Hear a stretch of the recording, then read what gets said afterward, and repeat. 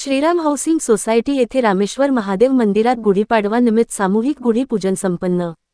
भुसावळ येथील श्रीराम हाऊसिंग सोसायटीतील रामेश्वर महादेव मंदिरात गुढीपाडवा तसेच मराठी नववर्षानिमित्त कॉलनीतील रहिवाशांनी सामूहिक गुढीपूजन संपन्न झाले। प्रथम आरती व लाकडी काठी, नवीकोरी साडी, गाठीहार, तांब्याचा प्याला याने सजवून गुढीचे पूजन संपन्न झाले। आंब्याच्या पानांचे तोरण तसेच कडुनिंबाच्या पानांचे तोरण प्रतीक म्हणून लावून मंदिर सुशोभित करण्यात आले। माता भगिनींनी मंदिराजवळील कडुनिंबाच्या झाडाचे मनोभावे सामूहिक पूजन केले व या वृक्षाचे आरोग्यदृष्ट्या महत्त्व जाणून घेतले।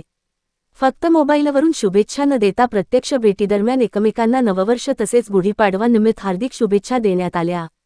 हा उपक्रम विशेष ठरला। गुढीपूजनाचा मान जयंत पाटील, दर्शना पाटीक, निलेश कोलटकर, दीप्ती कोलटकर, दिनेश महाजन, श्यामल महाजन, श्रीकृष्ण राणे व वैशाली राणे यांनी प्राप्त केला।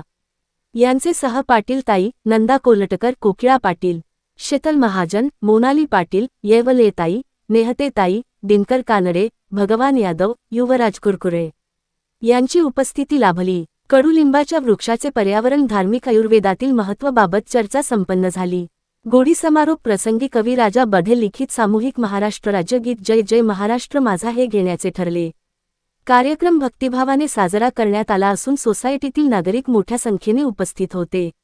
मनोहर लोणे, दिव्या महाराष्ट्र न्यूज, भुसावळ।